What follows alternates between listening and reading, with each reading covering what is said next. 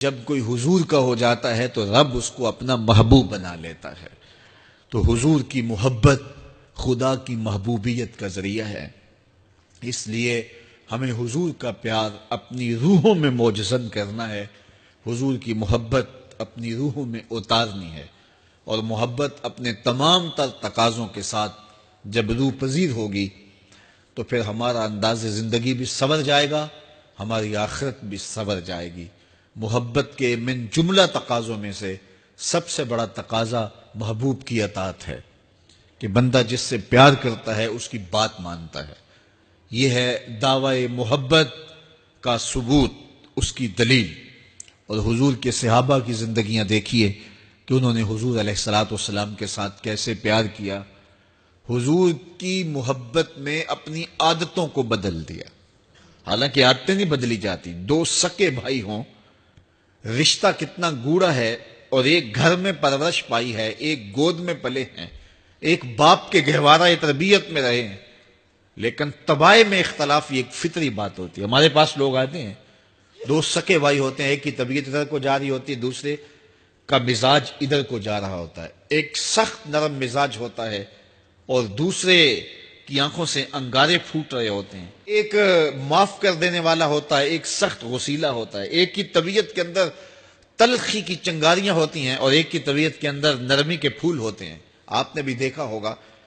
تو یہ ایسا ہوتا ہے. اب اسی طرح کھانے پینے کی چیزوں میں طبائع کا اختلاف یہ فطری بات ہے. ایک کو ایک چیز پسند ہوتی ہے، دوسرے کو وہ چیز پسند نہیں ہوتی ہے. بعض اوقات ماں کو مسئلہ ہوتا ہے کہ یہ چیز اگر میں تیار کرتی ہوں تو میرا دوسرا بیٹا نہیں کھاتا، تو اس کے لیے بعد سے الگ سے کوئی چیز تیار کرنی پڑتی ہے کہ اس کی ڈیمانڈ یہ ہے اور میرے اس بیٹے کی ڈیمانڈ یہ ہے.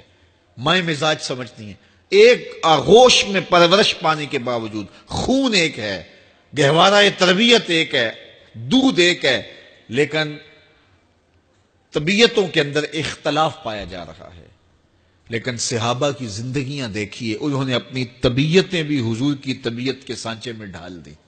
حضرت انس بن مالک کو کسی نے دیکھا کہ وہ شوربے سے کدو کے ٹکڑے نکال نکال کے کھا رہے ہیں، تو کہا یہ کیا کر رہے ہو؟ کہا میں نے ایک دن حضور کو یوں کرتے ہوئے دیکھا تھا.